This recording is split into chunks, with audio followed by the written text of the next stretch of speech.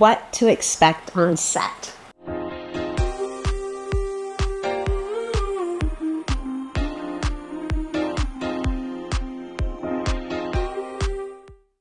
So for somebody who's been training and hasn't had a chance to work professionally yet, and it's your first day on set or you're showing up on set, here's some tips and ideas and things to expect. I also have a more specific video on what to expect on your first day. One of the things that might be a little different is, of course, working with a camera and working with marks. I think a lot of times actors get really nervous about the idea of hitting marks, and it's pretty easy once you practice, once you know, once you get comfortable with your setup, with where you are on set. It's just knowing where to stop. And the crew on a set can do so many things to make it easier for you. If it's a very specific one you have to hit, maybe they'll put a little sandbag down or something down. You'll have a color that's your color for looking for that mark. You'll know that you're always yellow, for instance, depending on what colors the lead actors have. Hopefully you're a lead actor, but if not, just as good. Hitting your mark is really important for certain setups. The closer they are, the more you might be leaning into somebody's light. It might be very important that you have to hit that exact mark, or you're being blocked, or you're blocking someone else or blocking their light. Sometimes it's a little easier, a little looser. You don't have to be quite that specific. They'll let you know. Trust me, they will let you know if it's really important for you to be very specific. For instance, a 3-camera comedy, a show like Friends, typically doesn't have to be so specific about where you land. Same thing with a soap opera sometimes, but again, there's always the worry about blocking somebody. You're going to be mic'd. They're going to put a microphone on you. They might put it inside your clothing. For women, a lot of times a bra is a good place to put it, but they also put it in your lapels.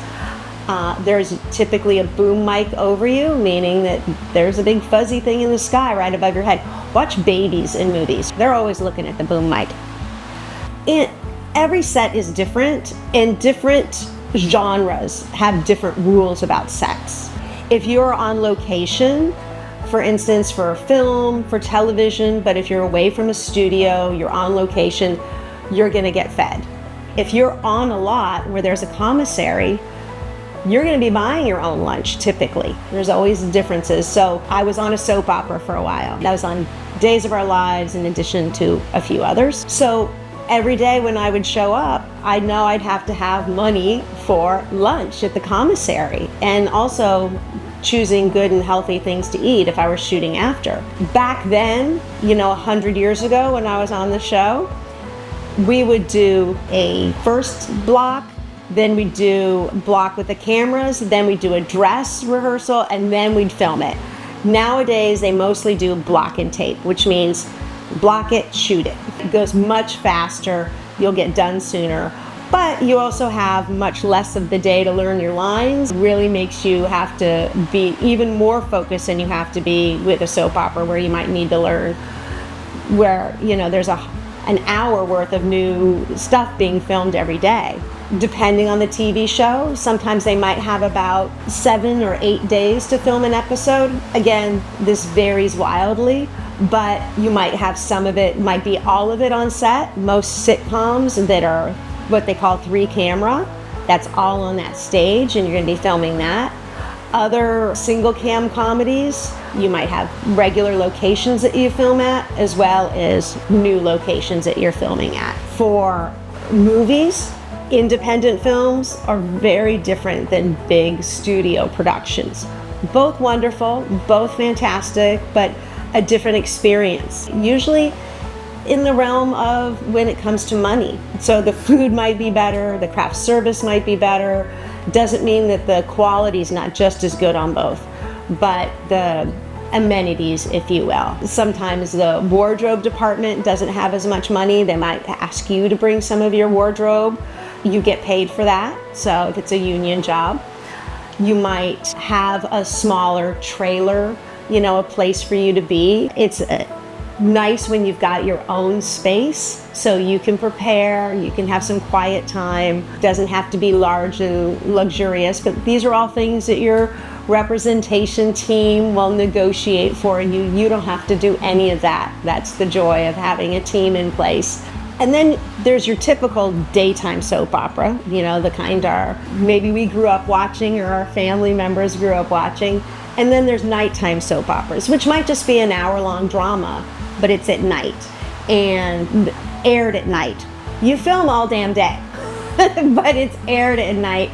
So those are like a typical TV show. It's kind of like a small movie. You're shooting 1 hour of footage in those 7-8 days. And those can be on set, you know, shows. Medical dramas are going to have a regular set that they go to that they film, where the main lobby is, where doctors' offices are, and then there'll be places where they go, you might leave the studio lot. They still have some of those studio lots. When you're on location, oftentimes you might get driven to set. You might have a driver in your own car, and that's a nice opportunity for you to work on lines and decompress. It might be a van that picks up a bunch of you at once, and sometimes that creates a great feeling of camaraderie.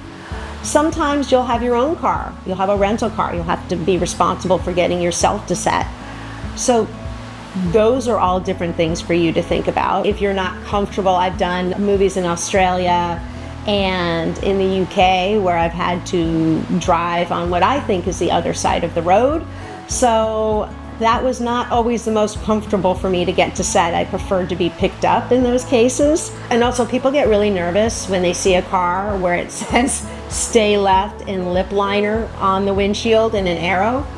It helped me, you know, remember which side of the road I was supposed to be on. So there might be things like that. There are some cultural differences in places that you might work around the world. In terms of the trailers, they don't always have the same kind that we might be accustomed to. I remember in Germany, they were kind of like camper vans, like the actual like driving, and like it was a real camper van. And when you don't know the language, so sometimes it really is helpful to learn a few phrases in whatever languages. Even a lot of sets do run on English, but still, it's when your crew is speaking another language. I've been blessed to be on set in Germany, in Italy, in France, and so it's really lovely to be able to know enough that you can kind of get by a little bit there. Soap operas, daytime soap operas, are the only ones I've ever worked on where you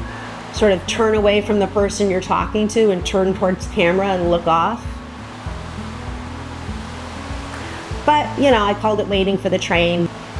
We'll do another video, but you have to work on your inner monologue and creating some reason why you're staring off into space facing camera.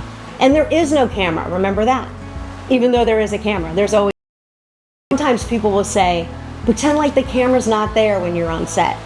I don't want you to see the camera, but I want you to be able to open up to the camera. I want you to invite the camera in to be able to see you. Different than being on stage, for instance. You want to welcome the camera in. And of course, you don't look like I am right now into the camera unless you're doing something where the character is talking to the camera, a confessional, anything where you're addressing the audience directly. Otherwise, usually the people are right next to camera and you've got your eye line close to camera, but not right down the lens.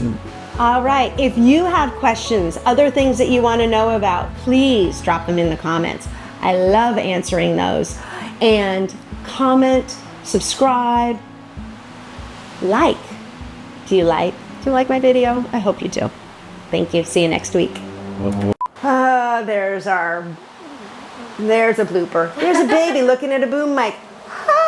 Okay.